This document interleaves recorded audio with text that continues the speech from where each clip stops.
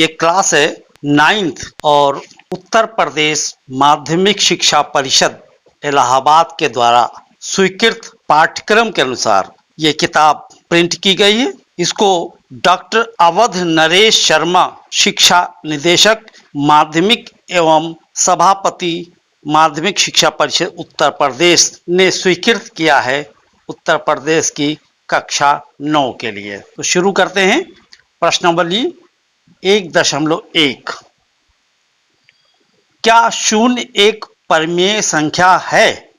क्या इसे आप P/Q के रूप में लिख सकते हैं, जहां P और Q पूर्णांक हैं और Q बराबर 0 नहीं है?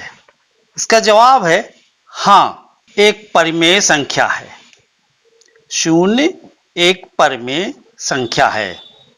क्वेश्चन नंबर 1, शून्य एक परिमेय संख्या है और P/Q ये बराबर होगा 0/1 बराबर 0/2 बराबर 0/3 बराबर, इस तरह से लिखते जाएंगे। ये है आपका आंसर। बढ़ते हैं अगले क्वेश्चन की तरफ। अगला क्वेश्चन है 3 और 4 के बीच में 6 परिमेय संख्याएं ज्ञात कीजिए। क्वेश्चन नंबर 2, 3 और 4 के बीच की 6 परिमेय संख्या। अब 3 और 4 के बीच 6 ज्ञात करना है, तो हम 6 + 1 बराबर हो जाएगा 7। 3 को 7/7 से गुणा करते हैं तो हो जाएगा 21/7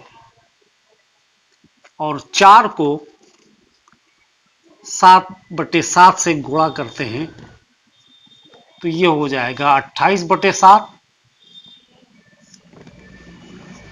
तो परिमेय संख्याएं क्या होंगी?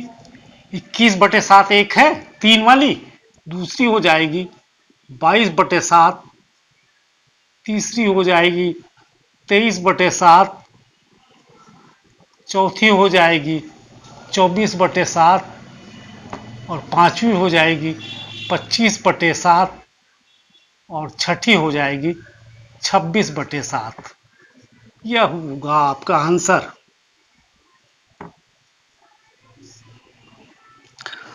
बढ़ते हैं अगले क्वेश्चन की तरफ।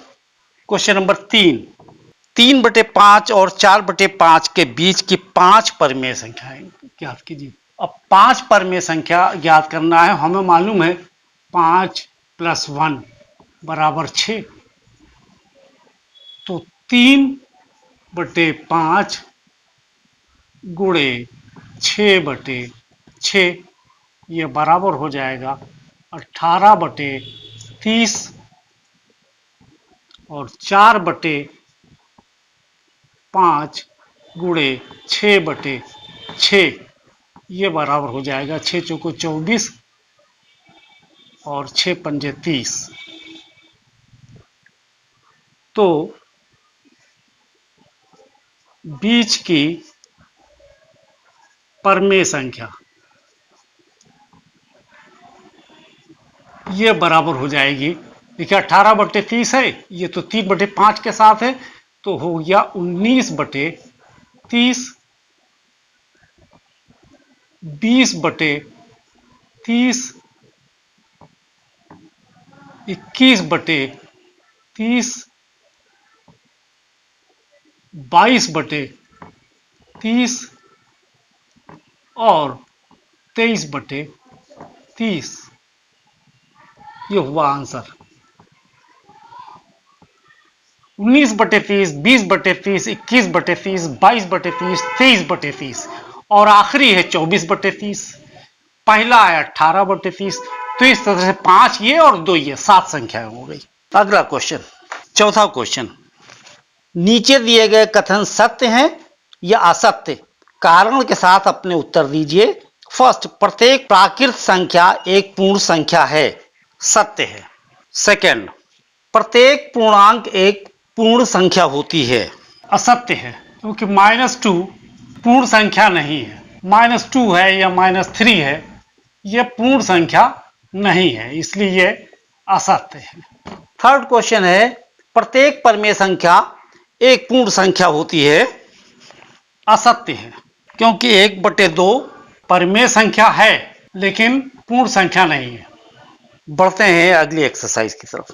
प्रश्नावली 1, 2। इसमें बताना है, नीचे दिए गए कथन सत्य हैं या असत्य हैं, कारण के साथ अपने उत्तर दीजिए। प्रत्येक अपरिमेय संख्या वास्तविक संख्या होती है। सत्य है, क्योंकि प्रत्येक वास्तविक संख्या का जो संग्रह है वो परिमेय संख्या वो अपरिमेय संख्या दोनों से मिलकर बनता है। सेकंड, संख्या रेखा का प्रत्येक बिंदु √m के रूप का होता है, जहां m एक प्राकृत संख्या है। असत्य है, कोई भी ऋण या माइनस की संख्या, इसको ऋण भी कहते हैं माइनस भी कहते हैं, की संख्या का वर्गमूल नहीं हो सकता है।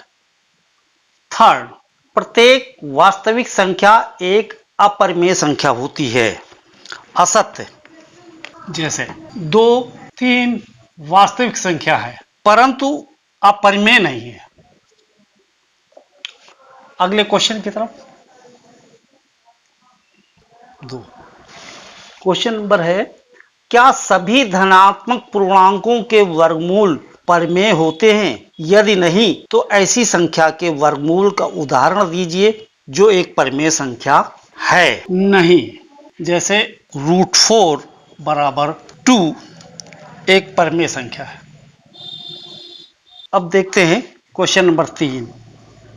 ये क्वेश्चन बहुत इंपॉर्टेंट है, इसको बहुत सोच समझ के देखिएगा। क्वेश्चन नंबर 3 है, दिखाइए कि संख्या रेखा पर √5 को किस प्रकार निरूपित किया जा सकता है।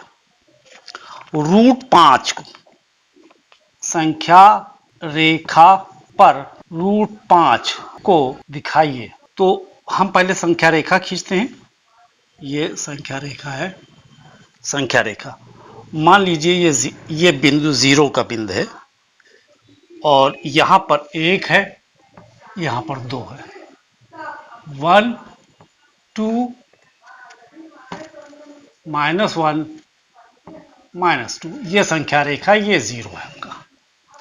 तो 1, 2 में हम 2 को अगर लेते हैं और इस पर 1 के बराबर का लंब खड़ा करते हैं, और लंब यानी 90 डिग्री, ये कोण आपका 90 डिग्री का होना चाहिए, और इसको मिला देते हैं तो ये समकोण त्रिभुज हो जाता है। समकोण त्रिभुज बनाइए।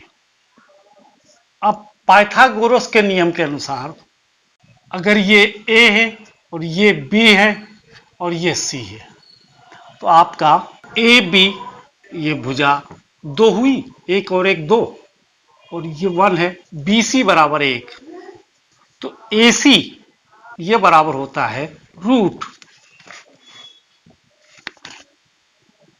√AB square plus BC square.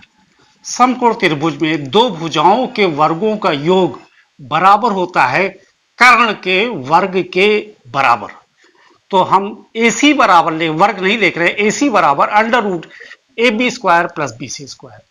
ये बराबर अगर हम लिखते हैं तो ये हो गया 2 स्क्वायर प्लस 1 स्क्वायर, ये बराबर हो गया 4 + 1 5, √5।